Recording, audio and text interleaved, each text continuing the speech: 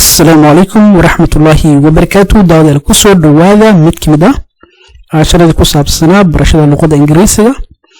عشر كان وحو كمدي هاي عشرة كساب سنة لانكا جرامركا لغة الإنجليزية جراهان تينسيدا. طبعا جرامركا لغة الإنجليزية يقبل هاي قيمة بدن وكلا دوان أيون لي هاي، لكن قيبتا وحي رعسان هاي قيبتا maartay teenisida ama dhacdooyinka ama isbedelada ficilada luqadda Ingiriisiga ay raacsan tahay marka waxaan leenahay teeniskan waxa la yiraahdaa simple past tense.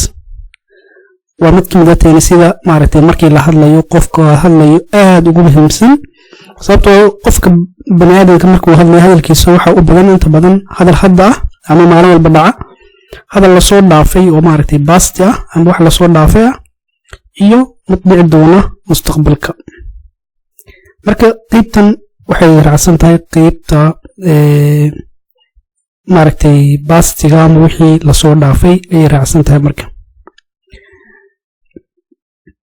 qeexitaankiisa waxaa loo isticmaalayaa tenniskan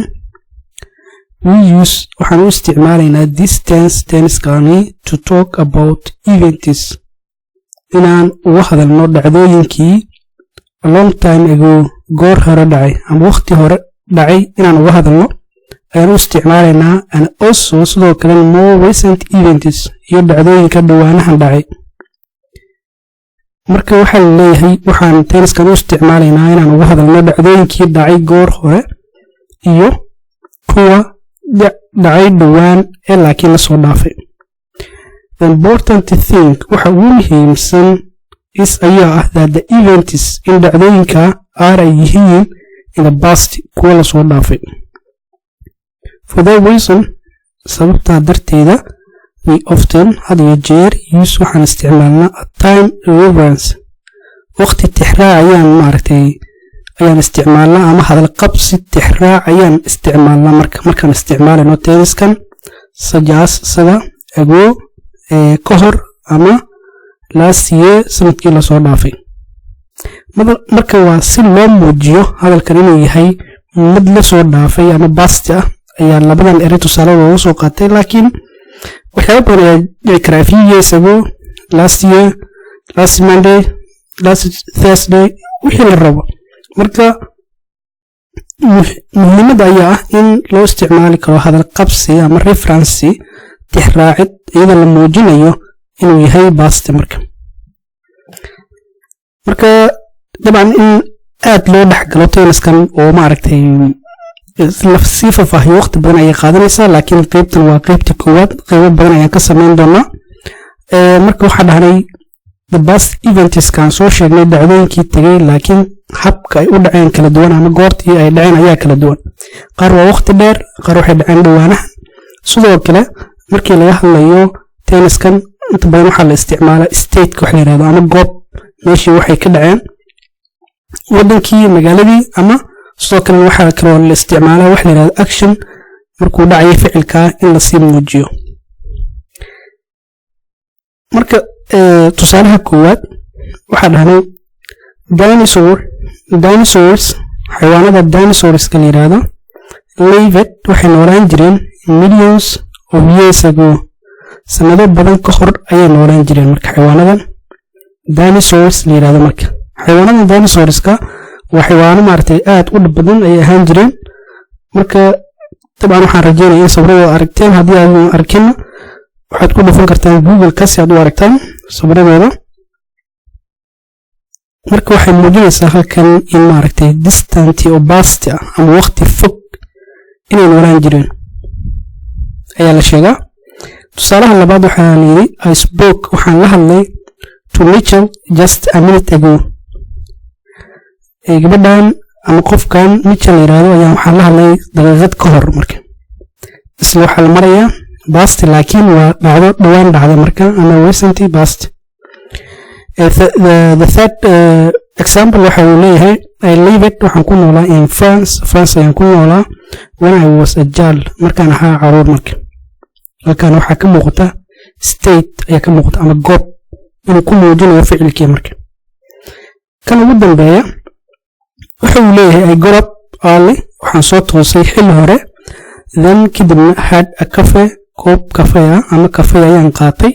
marka halkaa had taa waxay sheegaysaa action ama ficil inuu sameeyey ayay sheegaysaa marka qaab noocee ayaan u dhisnaa markii laga hadlayo tenniskan qaab noocee ayaan u dhisnaa aan ka hadli doonaa laakiin halkan waxaan lagu leeyahay the past simple tense simple past tense la yiraahdo does not change ma bedelayo for the third person singular tennisidii hore aan soo qaadanay sida present continuous iyo simple present maaragtay magaca saddexaad ama third person ka la yiraahdo ama singularka ama waxyaabaha magacyada ama magacyada keliga ah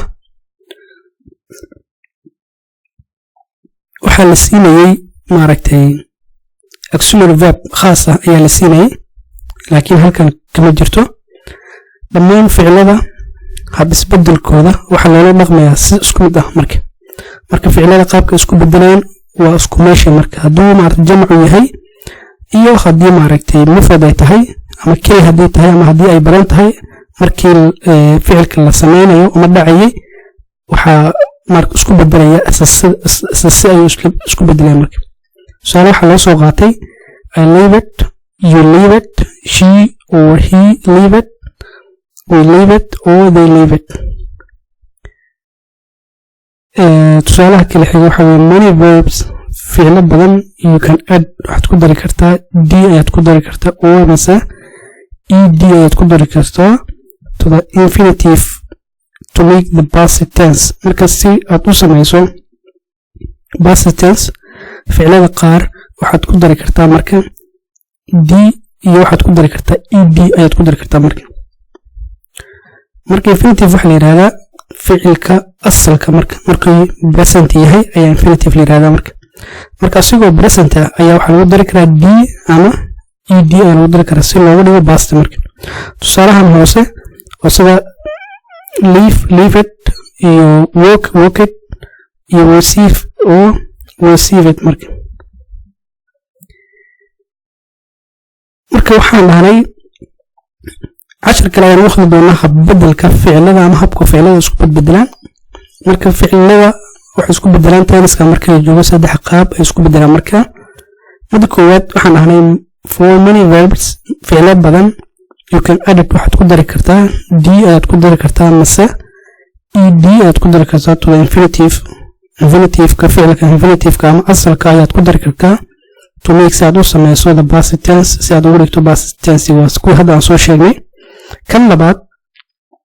ama qaybta labaad when the verb markuu ficilka ends uu ku dhamaado with a consonant markii uu ku dhamaado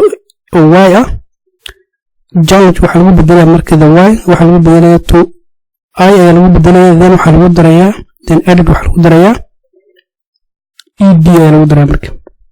qaybta labaad waa sida y markii uu maaragtay oo consonant ku dhamaado waxaa lagu bedelayaa ayaa lagu bedelayaa intaa kadib waxaa lagu daray ed qaybta saddexaad oo ugu dambeysa uguna dhibka badan tenniskan ayaa ah waxa la yiraahdo irregular verbs marka irregular verbska waxa weeye qofka luqadda aan u dhalanin waa inuu xifdiyaa mase waa inuu bartaa marka iyadoo marka goor kale ayaan qaadan doonaa marka casharkii dabcan maanta si guud ayuu ku saabsanaa tenniskan habka uu shaqeynayo iyo wuxuu yahay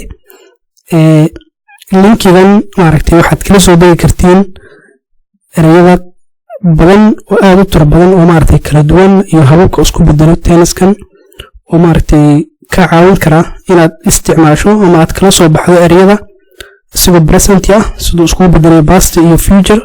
marka linkiga hoose ee muuqaalka ayaan maaragtay soo dhigayaa qofkii doonaya halkaas ayuu kala soo degi karaa